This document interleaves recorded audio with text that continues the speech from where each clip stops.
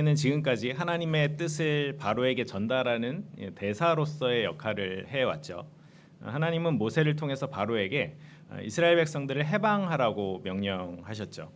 그런데 바로는 처음 그 명령을 받았을 때부터 하나님께서 내리시는 그 재앙들이 차례차례 나타나는 중에도 고집을 꺾지 않고 끝까지 하나님의 명령을 거부합니다. 그 결과 마지막 10번째 재앙까지 고스란히 다 당하면서 바로 자신뿐만 아니라 사실은 애굽 전체가 치명적인 타격을 입게 되죠. 어떤 학자들은 이집트가 사실은 이제 제국으로 이렇게 올라설 수 있는 여러 가지 조건들을 잘 갖추고 있었음에도 결국은 제국의 반열에 이를 수 없었던 그 원인이 뭘까를 이제 추정하면서 애굽에 내렸던 이 10가지 재앙과 또 이제 홍해에서 그 애굽의 정예병들이 다 몰살당하는 이제 요 두 가지를 그 원인으로 꼽기도 합니다. 그만큼 이제 이 애굽에 임한 10가지 재앙과 이 출애굽 사건이 하나님의 큰 권능으로 이루어진 사건이었다라는 것이죠. 결국 바로는 이길 수 없는 싸움을 고집스럽게 끌고 가다가 큰 화를 입었다라고 말할 수가 있습니다. 근데 사실 이렇게 어리석게 고집을 부린 것은 바로뿐만 아니라 그의 신하들도 마찬가지였습니다. 오늘 본문 바로 앞장인 9장 34절을 보시면 이렇게 써 있습니다. 바로가 비와 우박과 우레소리가 그친 것을 보고 다시 범죄하여 마음을 완악하게 하니 그와 그의 신하가 꼭 같더라. 방금 읽어드린 말씀은 7번째 재앙인 우박으로 인해서 애굽의 전 국가적인 피해가 일어나자 바로가 모세를 불러서 이스라엘 백성들을 내보내겠다라고 이제 항복 선언을 하고 그래서 이제 모세가 기도하면서 우박이 그치자마자 바로가 보였던 반응입니다. 근데 성경은 바로뿐만 아니라 그의 신하들도 바로와 같은 이런 태도를 가지고 있었다라고 덧붙이죠. 그러니까 바로와 신하들은 이미 앞에서 7번의 재앙을 경험을 했습니다. 근데 그럼에도 그들은 당장의 위기를 모면한 후에는 다시 완고한 태도로 일관하고 있죠. 그만큼 이스라엘 백성의 노동력이 아까웠을 수도 있고 혹은 천한 노예들이 기득권에 대항하는 것을 이렇게 용납하지 못하고 이 자신들의 어떤 최소한의 자존심을 지키고 싶었을지도 모르겠습니다. 어쩌면 바로나 그 측근의 권력자들은 자신들이 법과 원칙 위에 있다라고 생각했을지도 모르겠어요. 그래서 평범한 사람들이라면 부끄러워서 하지 못할 만한 일들, 그러니까 자기가 했던 말을 이렇게 지키지 않고 뻔뻔스럽게 계속 말을 바꾸거나 아니면 상대를 무례하게 대하고 심지어 위협과 협박까지 아무렇지도 않게 하는 그런 행동들을 바로는 당당하게 보입니다. 왜요? 내가 가장 높은 존재이니까 내가 그렇게 하는데 누가 감히 뭐라고 할 수 있겠어. 그러니까 다른 모든 사람은 자기보다 못한 존재라고 여겼던 겁니다. 다른 누군가의 눈치를 볼 필요도 없고 규칙이나 약속을 지키지 않아도 되는 이 특권 계층이라고 스스로를 여겼겠죠. 한 나라를 다스리는 최고 권력자라면 백성들의 삶에 대한 책임을 가지고 자신의 어떤 선택과 결정이 어떤 결과를 가져올지 신중하게 고민하고 성찰할 수 있어야 할 텐데 이 계속되는 재앙 속에서 정작 가장 큰 고통과 어려움을 당하고 있을 자기 백성들의 삶에 대해서는 바로는 아무런 관심도 없어 보입니다. 그의 관심은 오로지 자신의 체면과 권위 그리고 자신의 것이라고 여기는 것들을 빼앗기지 않는 것에만 이렇게 혈연이 되어 있습니다. 그러나 그것은 하나님 앞에서 결국 어리석은 교만일 뿐이죠. 하나님께서 우리에게 원하시는 태도는 바로 겸손함입니다. 우리 하나님은 교만한 자를 낮추시고 겸손한 자를 높이시는 분이시기 때문이죠. 그런데 오늘 본문을 보면 마치 바로와 그 신하들이 원래 그럴 마음이 없었는데 하나님께서 일부러 그들의 마음을 이렇게 고집스럽게 못되게 만드신 것처럼 오해될 여지가 있습니다. 그러나 이것은 하나님께서 바로와 그 신하들의 마음을 특별히 더 악하게 완고하게 만드셨다라는 의미가 아니라 그들의 그 고집스럽고 편협한 마음을 그 상태 그대로 내버려 두셨다라는 의미입니다. 여기에 대해서 박윤선 박사님이 이 출애굽기 주석에서 이렇게 설명하고 있습니다. 하나님이 그들의 선한 마음을 완강하게 만드셨다는 것이 아니고 다만 그들의 마음이 패역해짐을 막지 않으셨다는 뜻이다. 어떤 모양으로든지 하나님이 사람의 마음을 붙들어 주시는 동안만 그들의 완강해짐을 면할 수 있다. 하나님은 바로와 그의 신하들의 마음이 완강해지도록 내버려 두셨으니 그것은 하나님의 주권이고 잘못이 아니다. 그분이 그렇게 하심으로 자신의 권능을 나타내실 기회를 삼으셨다. 같은 설명을 바울은 로마서 1장에서 하나님의 은혜가 죄인들에게서 거두어지는 장면으로 이렇게 묘사를 합니다. 로마서 1장 24절, 26절, 28절을 제가 차례대로 읽어드리겠습니다. 그러므로 하나님께서 그들의 마음의 정욕대로 더러움에 내버려 두사 26절입니다. 이 때문에 하나님께서 그들을 부끄러운 욕심에 내버려 두셨으니 28절입니다. 또한 그들이 마음에 하나님 두기를 싫어하며 하나님께서 그들을 그 상실한 마음대로 내버려 두사. 저는 하나님께서 내버려 두신다는 이 말씀이 참 무섭습니다. 차라리 혼나더라도 정신 차리고 돌아오는 게 낫지.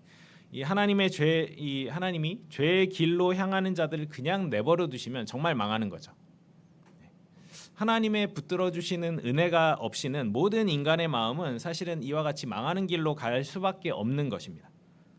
바로와 신하들은 100% 자신들의 이 자유로운 의지로 그렇게 선택했겠지만 그것은 동시에 하나님께서 작정하신 일이기도 하죠.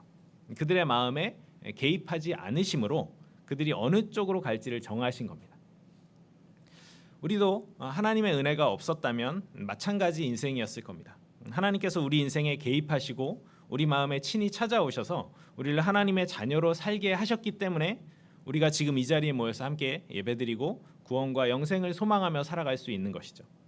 마치 이 세상의 모든 물체는 중력의 법칙에 따라서 이렇게 바닥에 떨어질 수밖에 없는데 중력보다 강한 어떤 손이 떨어지는 그 물건을 붙잡으면 그 물건은 여전히 중력의 법칙을 받고 있지만 바닥으로 떨어지지 않는 것처럼 하나님께서 지금 우리 인생을 그렇게 강하신 손으로 붙들고 계신다라는 겁니다. 그러니 우리는 하나님의 자녀로서 삶의 여러 가지 굴곡 속에서도 깊은 안정과 평안을 누릴 수 있는 것이죠. 우리 인생이 내 영혼이 하나님의 손 안에서 참으로 안전함을 깨달을 때 우리는 기쁨과 감사로 담대하게 이 세상을 살아갈 수 있게 될 것입니다. 이 세상에서 힘있고 강한 자들을 두려워하거나 동경할 필요가 없습니다. 부와 권력의 정점에 있지만 하나님을 대적하는 삶이 있고 그런 것들이 없어도 하나님의 백성으로 사는 삶이 있습니다. 어느 쪽에 더 마음이 가시나요?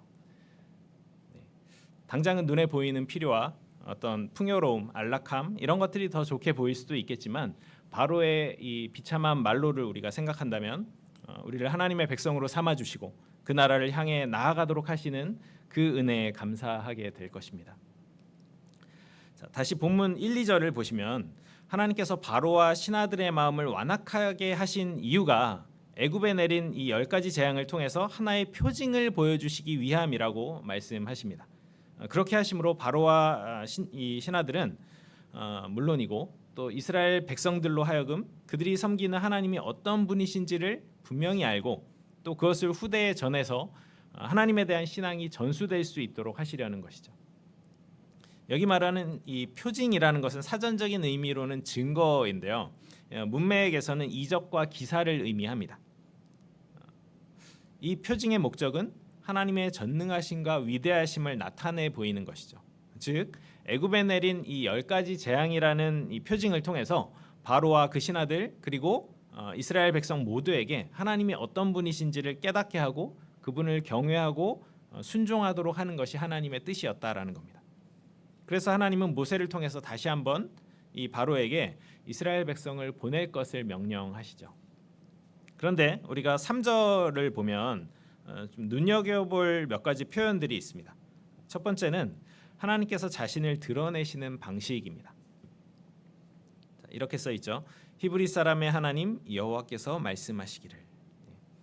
하나님은 바로에게 자신을 히브리 사람의 하나님 여호와라고 소개하십니다. 모세가 처음에 바로를 찾아갔을 때 바로는 나는 여호와가 누군지 모른다. 그러니까 그의 말을 듣지 않겠다라고 말했죠. 이에 대해서 하나님은 자신이 어떤 분이신지를 그 큰 권능과 이적을 통해서 친히 증명하고 계시는 중입니다. 애굽에서 섬기는 수많은 신들이 있고 사실은 바로도 뭐 태양신의 현현이니 뭐 태양신의 아들이니 하는 어떤 그런 그러니까 살아있는 신으로 추앙받는 그런 곳에서 진정한 신이 과연 누구인지를 그 앞에서 나타내 보이시는 것이죠. 가짜는 진짜인 척할 수는 있지만 진짜가 될 수는 없습니다. 진짜가 나타나면 가짜는 이 정체가 드러나는 법이죠. 이 마치 싸구려 모조품들이 잔뜩 모인 곳에서 이 진짜가 이렇게 딱 빛을 발하는 것처럼 이게 가짜 신들이 판을 치는 그 세상에 유일하신 참 하나님께서 여호와라는 이름으로 자신을 드러내시니까 원래 그 자리를 차지하고 있었던 이 가짜 신들이 그 자기들의 본래 자리인 그러니까 자연 피조물의 자리로 돌아가서 창조주의 뜻대로 강물 색깔 바꿔라 그러면 이제 색깔 바꾸고 뭐 동물이든 곤충이든 이렇게 뭐 불어나라 그러면 불어났다가 사라져라 그러면 사라지고 하늘도 그분의 뜻에 따라서 우박을 내리라 그러면 내리고 태양을 가리라 그러면 가림으로써 그렇게 순종하는 모습을 이 바로와 애굽의 모든 사람들은 직접 본 겁니다. 그런데 그런 크고 전능하신 하나님, 우주의 통치자께서 자신을 노예들의 하나님으로 소개하신 거예요. 히브리라는 그 말의 어원은 이제 건너왔다, 뭐 지나왔다 이런 뜻입니다. 그러니까 히브리 사람이라고 하면 어딘가에서 건너온 자, 그러니까 이주자들을 말합니다. 그러니까 쉽게 말하면 이방인, 외부인, 뭐 나그네 이제 이렇게 의역할 수 있겠습니다. 이 히브리라는 말은 처음 성경에 아브라함이 하나님의 그 부르심을 받고 원래 갈대아 우르 지역, 그러니까 지금의 메소포타미아 요 문명인데 거기서 유프라테스 강을 건너서 가나안 땅으로 이주할 때 그때부터 불리던 이름이었습니다. 근데 이제 우리가 알다시피 고대 사회에서 사람은 보통 태어난 곳에서 죽을 때까지 그냥 쭉 대가족 단위로 살아가는 것이 일반적입니다. 그러니까 정말 심각한 어떤 범죄나 그런 큰 일이 나지 않는 한 서로 다 알고 있는 그 익숙하고 안전한 고향을 떠나서 낯설고 위험한 곳으로 굳이 이주할 필요는 없는 것이죠. 그래서 고대 사회에서 나그네나 이방인은 뭐 고아나 과부와 함께 이렇게 3대 약자로 분류가 되었습니다. 그러니까 당연하게도 지금 당시 애굽 사회에서 히브리 사람들은 아마 가장 낮은 신분에 있었겠죠. 그런데 크고 위대하신 여호와 하나님께서 바로 그런 자들의 신으로 자기를 소개하고 계신 겁니다. 애굽의 모든 신들을 이렇게 발밑에 두고 계시는 그 여호와 하나님께서 뭐 왕이나 귀족도 아니고 하다못해 자유인도 아닌 노예들의 신이라는 것은 이건 격에 맞지도 않고 하나님께 명예롭지도 않은 일일 텐데 하나님은 이 관계를 공식적으로 선언하시고 확증하십니다. 한 번만 이렇게 말씀하신 것이 아니에요. 모세가 바로에게 이렇게 전한 이 성경의 기록만 4번이 명확하게 나옵니다. 그러니까 히브리 사람의 하나님 여호와, 이것이 주님께서 친히 자신을 나타내신 이름이었습니다. 이것은 하나님께서 자기 백성들이 처한 낮은 자리에 친히 내려오시겠다라는 뜻입니다. 두 번째, 같은 맥락에서 내 백성을 보내라라고 하나님께서 말씀하십니다. 히브리 사람을 내 백성이라고 부르시는 것이죠. 이 호칭은 성경에서 바로에게 6번이나 반복돼서 나타납니다. 그러니까 히브리 사람들, 그러니까 바로의 입장에서는 그냥 노예들인데 그들이 내 백성이야라고 하나님께서 말씀하시는 겁니다. 그러니까 자기 체면을 생각하지 않으시고 자기 백성들과 함께 낮아지신 이 하나님께서 동시에 그들의 주님이자 보호자임을 자처하시면서 자기 백성들을 높여주시는 거죠. 이제 애굽을 심판하시는 그 하나님의 권능이 나타날 때마다 하나님의 이름이 높아지는 만큼 그분의 백성들인 이스라엘의 위상도 함께 높아지겠죠. 하나님은 작고 연약한 자들의 자리에 오셔서 그들과 함께 계시며 돌보실 뿐만 아니라 그들을 자기 백성으로 삼으셔서 영광된 신분으로 세우시고 높여주시는 분이라는 겁니다. 그렇다고 이스라엘 백성들이 그동안 하나님을 잘 섬겼는가? 그들의 어려움을 하나님께 고하고 부르짖고 그러면서 하나님만 바라봤느냐? 아니죠. 사실 그들은 오랜 시간을 애굽에서 살면서 그곳의 종교와 문화에 더 익숙해져 있었습니다. 비록 차별받고 학대받을지언정 그들은 이미 애굽의 백성이 되어 있었던 것이죠. 이건 쉬운 문제가 아닙니다. 하나님의 백성이라는 그 정체성을 망각한 채 살고 있는 사람들을 다시 그분의 백성답게 만들어야 되는 일이죠. 우리 보통 그 제국주의 시대에 이 열강들에 의해서 식민 지배를 받았던 뭐 아프리카나 남미나 이제 이 동남아시아의 여러 나라들은요 이제 이미 해방이 되었는데 지금도 자연스럽게 그 점령국의 언어를 함께 쓰는 경우들이 많이 있습니다. 그런 사람들이 가끔 이제 질문을 합니다. 한국도 일본의 식민지였는데 왜 니네는 일본말 안 쓰냐? 이제 우리는 이제 자존심 상할 수 있는, 그러니까 우리 정서에서는 이제 아직도 일본 하면 이제 막 부르르 떠는데 이 사람들은 이제 전혀 그렇게 생각하지 않는 경우들이 있습니다. 그러니까 물론 이게 뭐 민족성의 차이일 수도 있고 또 이제 그 점령국의 태도나 정책에서 원인을 찾을 수도 있습니다. 뭐 일제가 워낙 악랄하게 했잖아요. 그러니까 근데 이제 어쨌든 익숙해지고 동화되는 것이 그만큼 힘이 있고 영향력이 크다라는 말입니다. 우리나라는 고작 36년 일제의 지배를 받았지만, 그러니까 이게 제국주의 시대에 다른 나라들과 비교하면 상당히 짧은 기간입니다. 근데 여전히 청산되지 않은 그 잔재들이 남아 있죠. 근데 이제 그보다 훨씬 오랜 시간을 식민지로 있던 그 나라들은 얼마나 더 그 어떤 뭐 언어와 문화와 종교에 익숙해져 있을까요? 자, 그러면 히브리인들은 어땠을까요? 그들은 400년 동안 애굽에서 살았습니다. 그들에게는 이미 애굽이 고향이고 삶의 터전인 거죠. 그러니까 다른 곳으로 이주한다라는 건 아마 생각도 할 수 없었을 겁니다. 그리고 사실 그 당시에 애굽만큼 살기 좋은 곳도 없었죠. 그래서 하나님은 이 영적 기억 상실증에 걸린 이스라엘 백성들이 자신들의 정체성을 다시 발견하고 하나님께서 약속하신 땅으로 돌아갈 수 있도록 이게 움직일 수 있는 자극을 허락하시죠. 그것이 바로 고된 노동과 완악한 바로의 핍박이었습니다. 만약에 그들이 애굽에서 이렇게 그냥 평안하고 안락하게 지낼 수만 있었다면 그들은 절대로 출애굽의 역사에 동참하지 않았을 겁니다. 그렇기 때문에 어떤 면에서 이 바로의 완악함 또 그로 인한 백성들의 고난은 하나님의 선하신 계획을 이루시기 위한 하나의 도구이자 필요한 조건으로 볼 수도 있습니다. 동일한 원리로 오늘 우리가 겪고 있는 여러 가지 어려움들이 있을 겁니다. 뭐 경제적인, 관계적인, 신체적인, 정서적인 어려움들. 어쩌면 이것도 역시 이 세상에 주저앉아 영원히 머물고 싶어하는 그런 우리를 향해서 외치시는 하나님의 부르심일 수 있고 우리를 잡아서 일으키시려는 그분의 손길일지 모르겠다라는 생각을 해봅니다.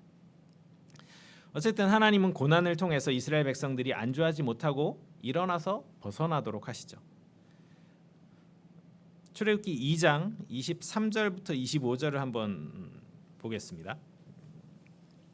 출애굽기 2장 23절부터 25절입니다. 제가 읽겠습니다. 여러 해 후에 애굽 왕은 죽었고 이스라엘 자손은 고된 노동으로 말미암아 탄식하며 부르짖으니 그 고된 노동으로 말미암아 부르짖는 소리가 하나님께 상달된지라. 하나님이 그들의 고통 소리를 들으시고 하나님이 아브라함과 이삭과 야곱에게 세운 그의 언약을 기억하사 하나님이 이스라엘 자손을 돌보셨고 하나님이 그들을 기억하셨더라. 이 말씀은 이스라엘 백성들이 부르짖지 않으면 하나님께서 돌보시지 않으신다라는 그런 뜻이 아니라 하나님께서 이스라엘의 구원을 철저하게 언약에 따라 이루어 주신다라는 것을 강조하는 말씀입니다. 하나님은 자기 백성들을 즉흥적으로 구원하시는 분이 아니십니다. 만약에 그렇게 하신다면 그분의 기분에 따라서 갑자기 불쌍한 마음이 들어서 그렇게 구원하셨다면 그 구원은 불완전할 수밖에 없는 것이죠. 언약은 하나님께서 스스로 약속의 자기를 얽어매시는 겁니다. 그러니까 이 언약 안에 속한 자들은 담대하게 하나님께 이 언약의 근거에서 하나님께 도우심을 요청할 수 있고 그 구원을 간구할 수 있는 것이죠. 오늘 우리도 이 언약 안에 있다라는 이 사실에 큰 위로와 힘을 얻으시길 바랍니다. 자, 히브리 사람의 하나님으로 자기를 소개하시고 이스라엘을 내 백성이라고 지칭하신 그 주님이 이제 이스라엘의 정체성에 어울리는 비전을 제시하십니다. 그들이 나를 섬길 것이라. 바로가 애굽에서 이 노예로 삼고 있는 이스라엘 백성들을 해방해야 하는 이유는 그들이 하나님을 섬겨야 하기 때문입니다. 하나님을 섬기는 것은 이 세상의 권력자나 혹은 강대국의 신들을 섬기면서 함께 병행할 수 없는 일이죠. 하나님을 섬긴다라는 것은 하나님 외에 다른 모든 대상을 차순위로 두는 것이고 하나님의 뜻에 순종하기 위해서 그분을 알아가고 우리의 일상의 삶을 통해 그분의 크신 이름을 드러내고 높이는 일이기 때문입니다. 그러니까 하나님께서 최우선순위가 되는 일이 하나님을 섬기는 것이죠. 그러므로 모세와 이스라엘 백성이 하나님께 제사를 드린다라는 의미는 그들이 이제 더 이상 바로의 백성이 아니라 하나님의 백성이 된다라는 뜻입니다. 이건 필연적으로 바로와의 관계의 단절에서 출발해야 되는 것이죠.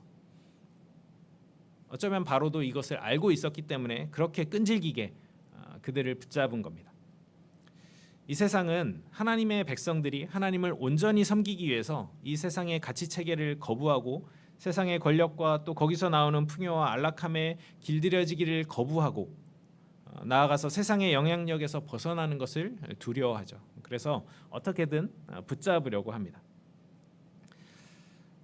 출애굽기 앞부분을 보면 그 하나님의 명령, 내 백성을 보내라라는 하나님의 명령, 그리고 그렇지 않을 경우에는 이런 재앙을 내리겠다라는 하나님의 어떤 재앙에 대한 경고, 그리고 바로의 거부, 그리고 경고했던 재앙의 실현, 그리고 이어지는 바로의 굴복과 재앙의 중단, 그리고 다시 바로의 번복과 다시 전해지는 하나님의 그 명령과 경고, 이게 이제 계속 10번 반복이 되는 거죠. 이게 마지막 10번째 재앙이 임할 때까지의 패턴입니다. 근데 이 과정에서 바로가 그냥 가만히 거절만 하는 것이 아니라 끊임없이 모세를 회유하고 협상을 시도합니다. 근데 모세는 전혀 흔들리지 않고 처음에 전한 하나님의 명령을 그대로 고수하죠.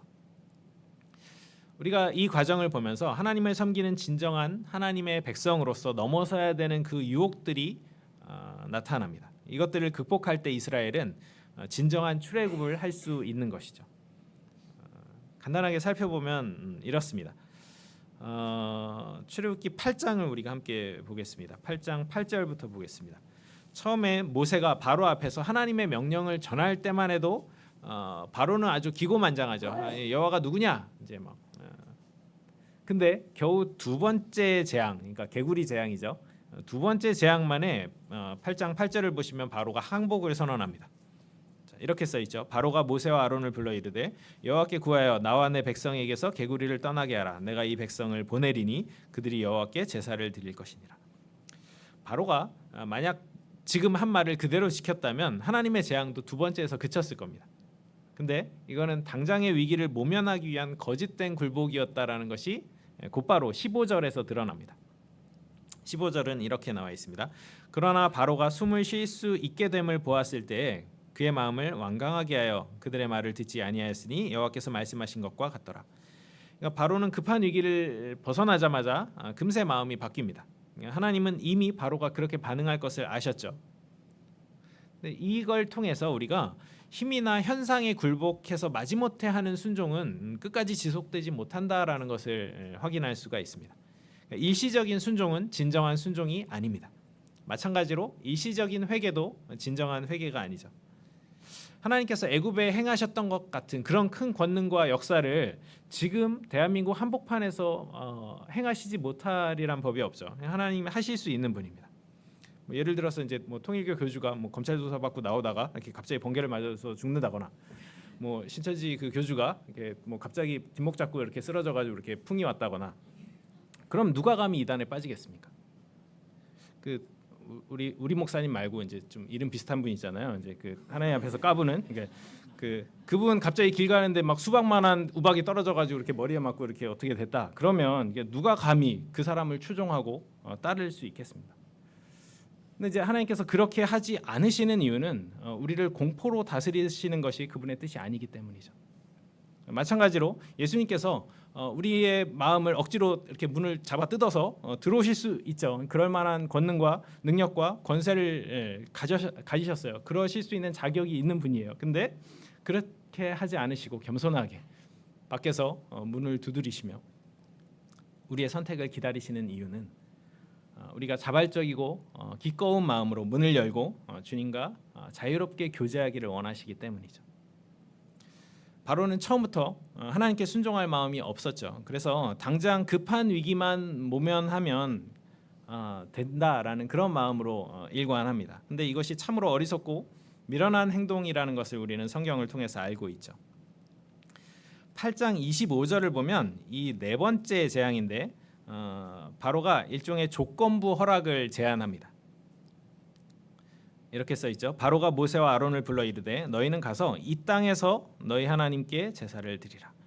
그러니까 이 땅에서라는 것은 바로의 힘과 영향력이 미치는 그 범위 안에서 너희가 원하는 걸 하고 그 경계를 벗어나지 말라는 의미로 볼 수가 있습니다. 만약에 그렇게 된다면 바로는 여전히 이스라엘 백성들에게 영향력을 행사할 수 있을 것이고 그들은 하나님의 백성으로 자유롭게 살아갈 수 없게 되겠죠. 그러니까 어떻게든 바로는 그들이 자신의 그 영향력 안에 머물기를 원했어요. 이게 모세가 거절하자 28절을 보면 이제 되게 구차하게 너무 멀리 가지는 말라라고 이렇게 한 번 더 못을 박습니다. 그리고 여덟 번째 이제 오늘 이 재앙을 경고했을 때 바로가 다시 한번 모세를 불러서 협상을 시도합니다. 그게 10장 8절부터 11절입니다. 자, 이 부분은 같이 한번 읽어볼까요? 네. 출애굽기 10장 8절부터 11절 4절입니다. 네. 한번 저와 교독하겠습니다. 모세와 아론을 바로에게로 다시 데려오니 바로가 그들에게 이르되 가서 너희의 하나님 여호와를 섬기라. 갈 자는 누구냐?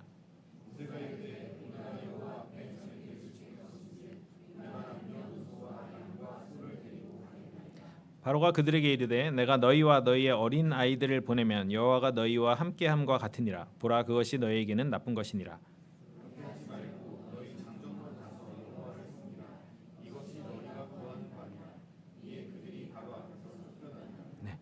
그러니까 어린 아이들과 여인들을 두고 장정만 간다라는 것은 가족을 볼모로 두고 가라는 건데 이거는 미래를 두고 가는 것과 같죠. 그러니까 만약에 장정만 간다면 그들은 틀림없이 다시 돌아올 수밖에 없기 때문입니다. 가족은 나뉠 수도 없지만 나뉘어서도 안 됩니다. 우리 신앙의 최소 단위는 가족이죠. 성경은 분명하게 주 예수를 믿으면 너와 내 집이 구원을 받으리라라고 말씀하십니다. 물론 이제 우리 중에는 가족 중에 아무도 믿는 사람이 없어서 혼자 외롭게 신앙생활을 할 수도 있고 혹은 신앙의 문제로 갈등을 겪는 그런 가족들도 있을 수 있습니다. 그런 경우에 기다림의 시간이 길어지면 이제 체념하거나 포기하는 마음이 생길 수도 있는데 결국 하나님께서 이루어 주실 것을 믿고 끝까지 소망을 품을 수 있기를 바랍니다. 바로의 회유와 위협에도 불구하고 결국 출애굽 때 이스라엘 백성들은 모든 가족을 다 데리고 나갔다라는 것을 기억하시면 좋겠습니다. 자, 아홉 번째 흑암 재앙이죠. 이 재앙이 일어났을 때 바로는 마지막 협상을 제안합니다. 출애굽기 10장 24절입니다. 바로가 모세를 불러서 이르되 너희는 가서 여호와를 섬기되 너희의 양과 소는 머물러 두고 너희 어린 것들은 너희와 함께 갈지니라.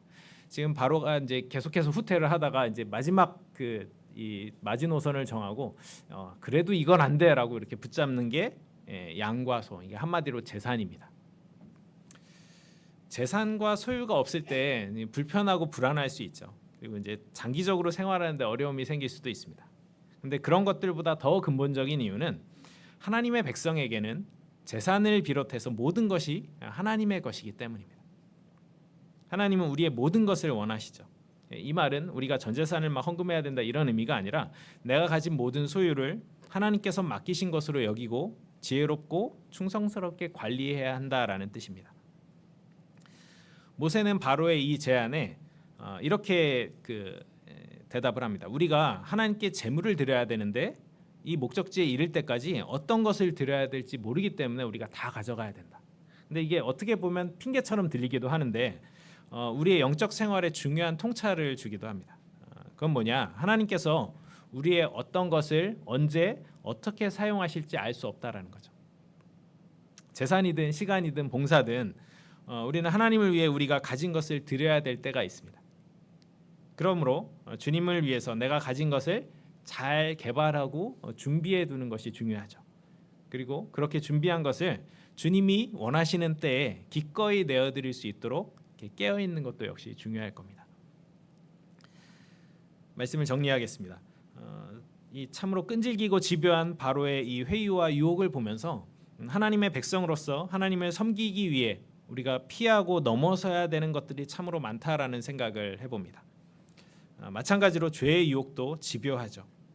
우리가 죄악에서 벗어나지 못하도록 안일하게 그 자리에 머물도록 끊임없이 우리를 유혹하고 부르기 때문입니다.